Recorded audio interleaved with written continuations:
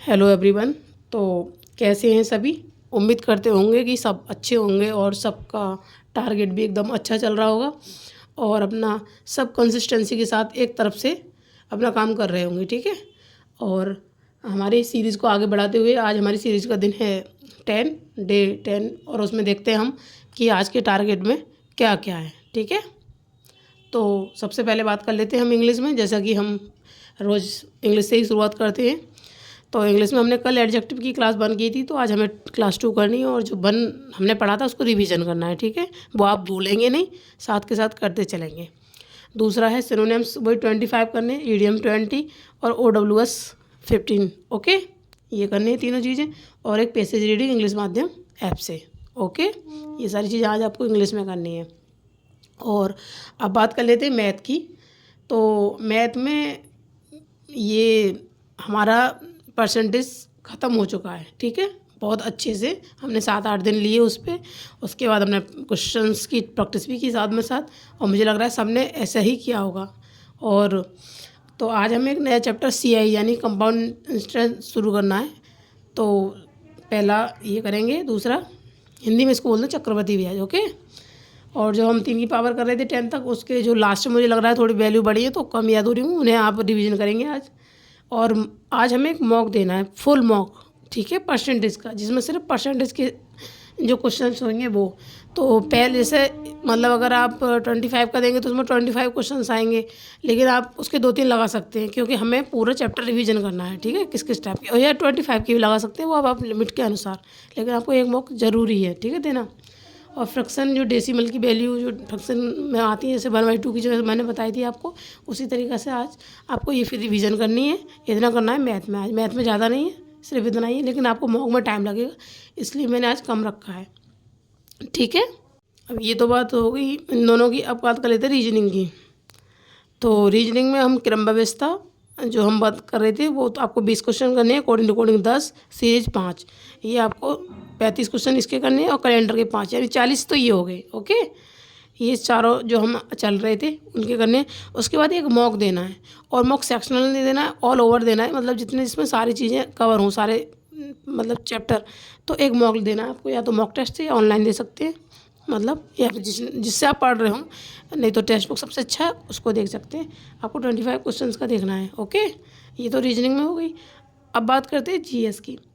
तो GS में आपको जैसे मौर्य साम्राज्य आपने कल पढ़ा था, मैंने दिया था आपको, तो मौर्य साम्राज्य आपको बड़ा लगा होगा। उसमें अशोक बहुत लंबा है और वो इम्पोर्टेंट भी है। उसमें जैसे अशोक के अभिलेख है, ओके, कलिंग विजय वगैरह बहुत सारी चीज़ें हैं उसमें।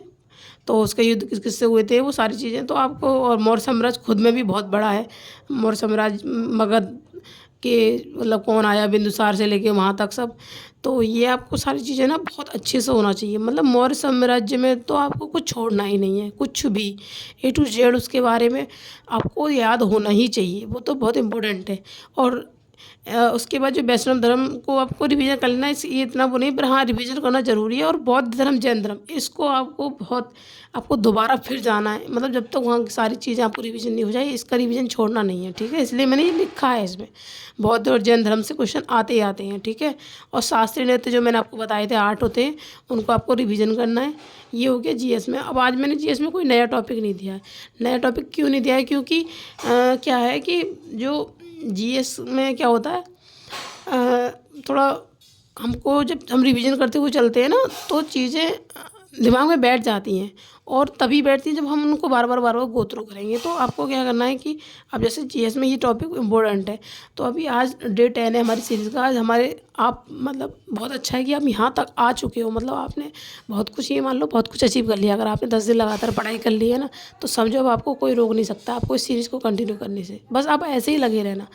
तो GS में क्या है ना, जो भी, अब जैसे आज है डे 10, तो आज के बाद ना इस सीरीज़ की मैं देखती हूँ, अगर थोड़ा मतलब सही लगेगा मुझे, ज़्यादा आपको बर्डन नहीं पड़ेगा, तो कल मैं डालूँगी एक इसकी वीडियो। और कल के बाद दिवाली आने वाली है, अब तो आपकी 2-3 दिन की छुट्टी हो जाएंगी, क्योंकि मुझे भी बाहर जाना है। तो क्या है कि आज जब छुट्टी रहेंगी उस वक्त में आपको क्या करना है, जितना मैंने पढ़ा दिया है सीरीज़ में, यानी जब तक, जैसे कल अगर मैंने वीडियो डाली उसके तब तक उसके पीछे जितना मैंने पढ़ा दिया है, ऐसा कोई भी टॉपिक, चाहे जीएस का, चाहे रीजनिंग का, ऐसा कोई भी टॉपिक नहीं रहना चाहिए जो आपको पढ़ा दिया और उसमें से अगर आपको कुछ छूटता है तो ये मतलब गलती की गुंजाइश है नहीं। ठीक है, मेरे कहने का मतलब ये गलती की गुंजाइश नहीं है।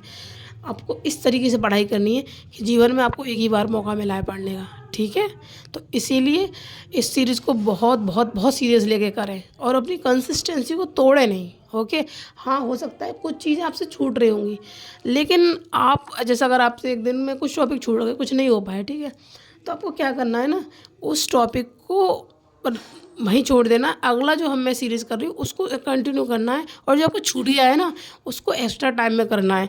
और अगर कहीं भी बिल्कुल टाइम नहीं मिलता है तो उसको संडे को जाके करना है, लेकिन निपटाना ज़रूर है। कोशिश तो नहीं, साथ में हो जाए तो ज़्यादा बेटर है, क्योंकि सीरीज़ का मतलब यही है कि मैं आपको ज़्यादा, आज जो आपको लग रहा होगा आज थोड़ा टाइम टेबल बहुत हल्का है ना, तो ये मैंने इसीलिए रखा है। और आप, मैं जो बातें बताती हूँ ना, अब ये नहीं है कि आपको मतलब कुछ बच्चे की मुझे पता है ये करते होंगे, जल्दी जल्दी स्किप करा, बस देखा क्या लिख रहा है उतार लिया, मतलब जो मैंने बोला उसको सुना ही नहीं।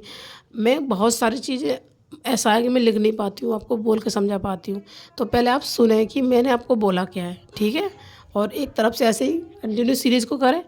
और अब तो त्योहारों का मौसम में आने वाला है, त्योहारों को भी एंजॉय करें, अपने दिवाली फेस्टिवल अच्छे से मनाएं, और 2-3 दिन की छुट्टी हो जाएंगी आगे। तो उसमें आपको ये नहीं है कि बस छुट्टी हो गई, दिवाली वाले दिन आपको बिल्कुल छूट है, आप आराम से बिल्कुल किताब खोल के भी मन देखिएगा, एंजॉय करिए। लेकिन दिवाली से पहले या बाद में, जैसे कि अब जो धनतेरस का वक्त है, भाई दूज वगैरह है, तो ये तो और छोटे छोटे लगातार आते हैं, तो आपको इसमें पढ़ाई बिल्कुल नहीं छोड़ देनी है।